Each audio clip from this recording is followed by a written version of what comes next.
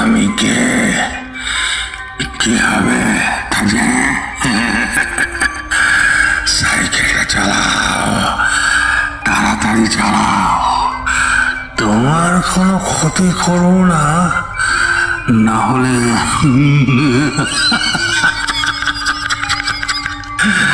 তুমিও শেষ।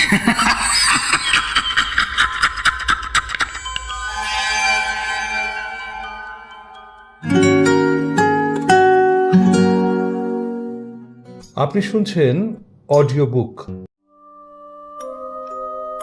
অডিও বুকে আজকে আপনাদের জন্য দর্শন সাহুর কলমে থাবা, প্রধান চরিত্রে লেখক। শুরু হচ্ছে থাবা।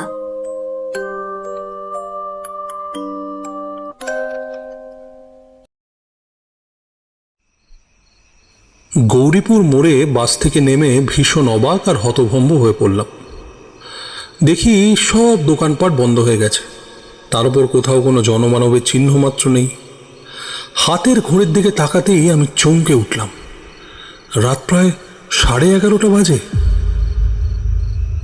ট্রেন মিস, তারপর ঠেলা ঠেলি গুঁতোগুঁতি এড়ানোর জন্য দুটো বাস ছেড়ে দিয়েছি, তবে এতটা যে রাত হয়ে যাবে তা ভাবতেই পারিনি। হয়তো অতটা অবাক হতে হতো না যদি এ দীর্ঘ পথটা বাসের মধ্যে আরামে ঘুমিয়ে ঘুমিয়ে না কাটাতাম।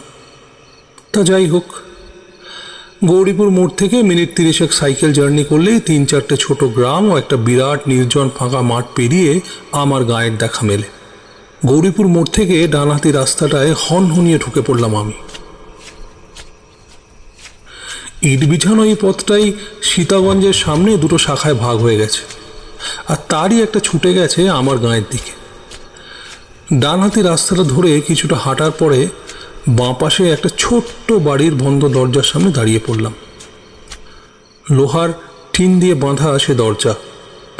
দরজার উপরে দেওয়ালে বাংলায় মোটা মোটা অক্ষরে লেখা, সাইকেল জমা রাখা হয়। এটা বুড়ো পরেশ সেনের বাড়ি।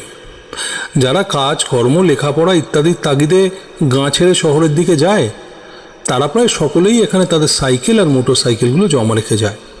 ভাড়া খুবই কম, সাইকেল প্রতি 5 টাকা আর মোটর সাইকেল 10 টাকা। বাড়ির টিনের দরজায় কয়েকবার সজোরে আঙুলের টোকা দিলাম, কিন্তু কোনো সাড়া মিলল না। শীতের ঠান্ডা হাওয়া দাঁতে দাঁতে কাঁপুনি ধরাচ্ছিল। মাথার মাফলারটা তাই আরও শক্ত ও কায়দা করে বেঁধে দিলাম। হাতের তালু দুটো ঘষতে ঘষতে ডাক দিলাম, কাকু, কাকু, দরজাটা খুলুন, সাইকেলটা নেব কাকু। তারপরে আরও কয়েকবার আঙুলের টোকা দিলাম, কিন্তু তাও কোনো কাজ হলো না। খুড়তুতো এক দাদাকে ফোন করার জন্য পকেট থেকে মোবাইলটা বের করে দেখি সে বেচারিও খিদে পেটে কেঁদে কেঁদে কখন ঘুমিয়ে পড়েছে। একটা বিরক্তিসূচক শব্দ করে দরজার দিকে ফিরে দাঁড়ালাম। দেখলাম ওপারে একটা কুঁজো কালো মূর্তি অন্ধকার ঠেলে দরজার দিকে এগিয়ে আসছে। কিছুটা সামনে আসতেই লোকটার হাতের হ্যারিকেনের মৃদু আলোয় তাকে স্পষ্ট চিনতে পারলাম। হ্যাঁ, দোকানি পরেশ সেন। এতক্ষণে আশ্বস্ত হলাম। মনের অনেক দুশ্চিন্তা দূর হলো, মাথাটাও খানিকটা হালকা হলো। বুড়ো পরেশ সেন হ্যারিকেনটা উঁচিয়ে ধরে আমার মুখখানা ভালো করে দেখে কাঁপা কাঁপা গলায় বলে উঠল, ও তুমি? তা এত রাত অবধি কোথায় থাকো বাপু? কোথায় থাকো এত রাত অবধি? আমি তেমন কিছু না বলে শুধু একটু হ্যাঁ হুঁ দিয়ে তার পিছু পিছু ঘরে এসে ঢুকলাম। বুড়ো সারা শরীর কালো মোটা আরামদায়ক চাদরে ঢাকা, মাথায় মাংকে টুপি, পায়ে একজোড়া ছাল ওঠা কালো বুট, আর চোখে সেই চেনা মোটা ফ্রেমের চশমাটা। কয়েক সেকেন্ড বাদে টর্চ হাতে দরজার বাইরে বেরিয়ে এসে সাইকেল চড়ে বসলাম, আর তৎক্ষণাৎ বাড়ির মোটা লোহার দরজাটা সশব্দে বন্ধ হয়ে গেল। ঠান্ডায় কাঁপতে কাঁপতে আমি সাইকেল চালাতে থাকলাম। ইতিমধ্যেই হাতে 10 জোড়া গুলিয়ে নিয়েছি। হঠাৎই খেয়াল করলাম কাঁপা কাঁপা ঠোঁট দুটো আমার অজান্তেই কখন গুনগুনিয়ে সুর ভাঁজতে শুরু করেছে। শিশুকালে পড়া সেই লাইনগুলো মনে মনে আওড়ালাম, হা হা হা, কেন করো? শীত লাগে তো গানটি ধরো। বাবা, এইভাবেই গুনগুন করতে করতে চলল আমার অভিযান। তা প্রায় 15-20 মিনিট সেভাবেই যাওয়ার পর হঠাৎ যেন আবহাওয়ায় একটা হালকা পরিবর্তন অনুভব করলাম। ঠান্ডাটা বোধহয় এবার একটু বেশি হুল ফোটাচ্ছে। দেখলাম অন্ধকারে ডুবে থাকা বাড়ি ঘর আর গাছপালাগুলো কেমন যেন রহস্যময় দৃষ্টিতে তাকিয়ে আছে আমার দিকে। তারা যেন আমাকে ঘিরে চুপি সারে কি সব ফোন দিয়ে হেঁটে চলেছে। শির তারা বেয়ে ঠান্ডা কিছু একটা যেন নিচের দিকে অনবরত নেমে যেতে থাকলো। সাইকেলের প্যাডেলে আমি আরো জোরে চাপ দিলাম, কিন্তু সাইকেলটাও আগের মতো আর টানতে পারলাম না। আমার পা দুটো যেন ঠান্ডায় জমে গেছে। মনে হলো সাইকেলের পেছনে কেউ যেন হিমালয় পর্বতটাকে বেঁধে দিয়ে গেছে, আর আমি কেতরে কেতরে সেটাকে টেনে নিয়ে চলেছি। আমি ভয়ে শরীরের ভারসাম্য হারিয়ে ফেললাম। আরও একবার সাইকেলের গতি বাড়ানোর চেষ্টা করলাম, কিন্তু ব্যর্থ হলাম। আর ঠিক তখনই আমার ঠান্ডা দেহের বাম কাঁধে একটা হিম শীতল হাতের থাবা ইটে বসল। সাথে সাথে আমি বীভৎস এক চিৎকার করে সাইকেল থেকে গড়িয়ে পড়লাম।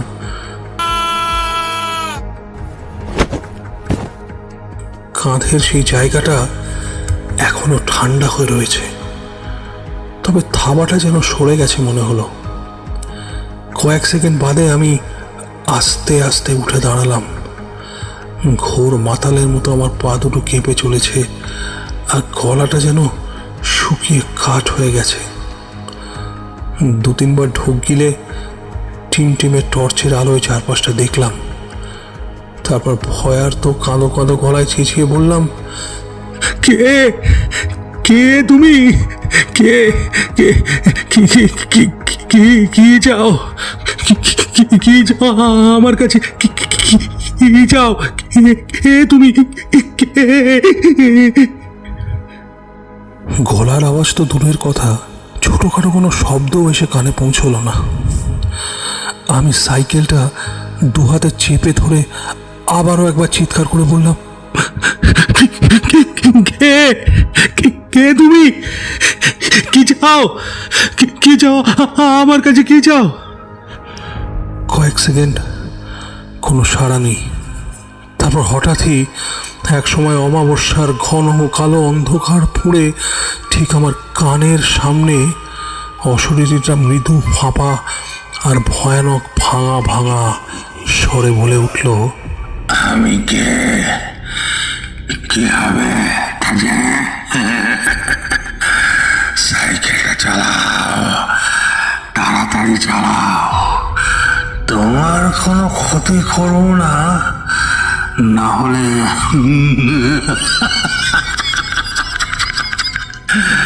তুমিও শেষ।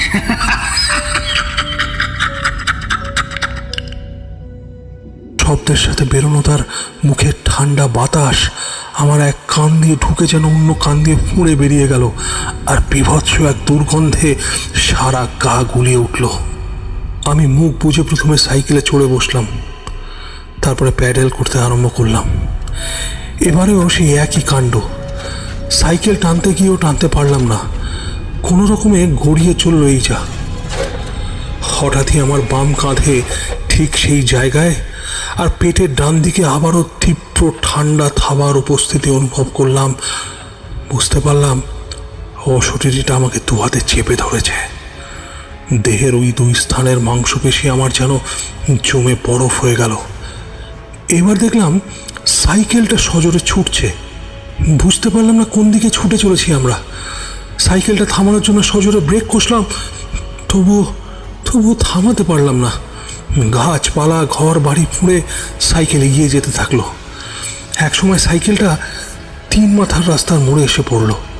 চিনতে পারলাম আমি সেই রাস্তা। এটাই তো সীতাগঞ্জ মোড়। এই মোড়ের বাম হাতি রাস্তায় নামলেই আর 10-15 মিনিটের পথ। প্রথমে পড়বে সেই ফাঁকা মাঠ, তারপরেই আমার গ্রাম। কিন্তু তখনই আমার মনে পড়ল মাঠের মাঝখানের ভৌতিক শ্মশানটার কথা। কত না আজব, কত না সব ভয়ঙ্কর কাণ্ড ছোটবেলা থেকে শুনে এসেছি তাকে ঘিরে। গাঁয়ের লোকজনকে বলতে শুনেছি ওই শ্মশানে গভীর অমাবস্যার রাত্রে নাকি সারা রাত জুড়ে চলে ভূতেদের তাণ্ডব। তারা পথিককে ভুল পথে চালিয়ে মজা দেখে, আর তাদের থলির ভেতরে থাকা খাবার দাবার ফল মূল সব আত্মসাৎ করে ফেলে। ঘণ্টাখানেক আগে অবধিও আমি এসব রটনাগুলোকে একটুও পাত্তা দিইনি, কিন্তু আজ এই গভীর অমাবস্যার রাত্রে দাঁড়িয়ে এক বীভৎস নতুন অভিজ্ঞতার শিকার হলাম। ঘটনা রটনা আর বিশ্বাস অবিশ্বাসের মাঝের সুদৃঢ় প্রাচীরটা যেন নিমেষেই এক উন্মত্ত সাগরের ঢেউয়ের বরফের মতো গলে গেল। অবশেষে এসে পৌঁছলাম শ্মশানের রাস্তাটায়। বহুদিনের চেনা পথটা আজ যেন কেমন অচেনা ঠেকছে। কিছুক্ষণ আগে অবধি চারিদিকটা ছিল ঘন অন্ধকারে ঢাকা, কিন্তু এ পথে পৌঁছে দেখি কোথা থেকে মৃদু মৃদু সব আলো এসে পড়ছে বড় বড় বট, অশ্বত্থ, শেওড়া গাছের চূড়োগুলোতে। কি বিভৎস গা ছমছমে সে আবহাওয়া, যেন কোনো একদল অশরীরী অতিথির অপেক্ষায় শ্মশানটা সেজে গুজে বসে রয়েছে। সাইকেলের কেরিয়ার জুড়ে বিরাজমান অশরীরীটা তখন আর অতটা ভীতির সঞ্চার করছিল না। তার ঠান্ডা হাতের থাবাটাও আমার দেহ মানিয়ে উঠেছিল। মনে মনে ভাবলাম, একবারেই মাঠ পেরোতে পারলে বাঁচি। কিন্তু পেছনের অশরীরীটা কোথায় চলেছে? আমার সাথে সাথেই বাড়ি অবধি যাবে নাকি কি জানি। এইসব ভাবতে ভাবতে হঠাৎই একটা জোরালো ঠেলা খেয়ে আমি সাইকেল থেকে ছিটকে রাস্তা দিয়ে গড়িয়ে পড়লাম শ্মশানের উল্টো দিকের নিচু মাঠে। মাঠের মাঝে চিত হয়ে পড়েই দেখলাম রাস্তার পাশে ঝুলে থাকা বটের ডালটা ধরে কেউ যেন হুড়মুড় করে গাছে চড়ে বসলো। এতক্ষণের সঙ্গে সঙ্গে আসা অশরীরটাই হবে বোধহয়। তারপরে হঠাৎ শ্মশানের সমস্ত গাছপালা জুড়ে এক জোরালো আলোড়ন শুরু হলো, সাথে বিকট সব চিৎকার। সহস্র অশরীরীর দাবাতাবিতেই বোধহয় গাছের ডালগুলো হুড়মুড় করে একসাথে ভেঙে পড়লো। মাঠ ঘাট সব কাঁপতে শুরু করলো, আর ঘাস বেশ সমতল মাঠটা অজস্র ফাটলে ভরে গেল।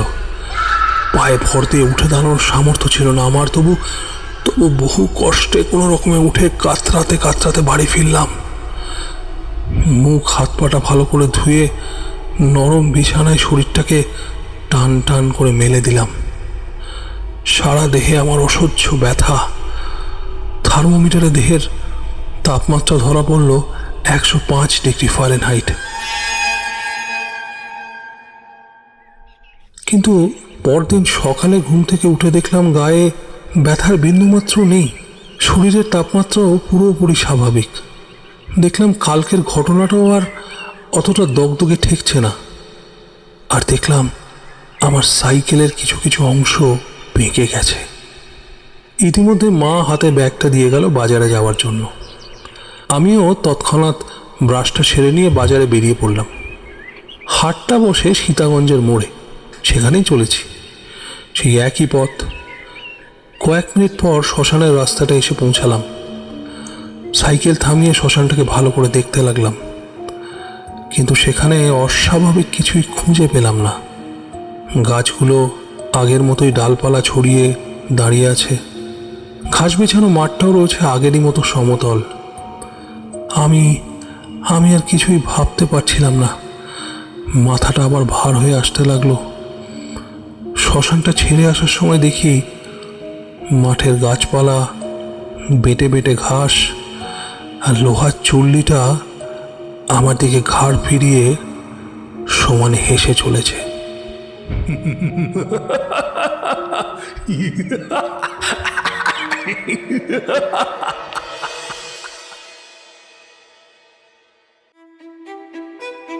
অডিও বুকে আজ আপনি শুনলেন দর্শন সাহর কলমে থাবা।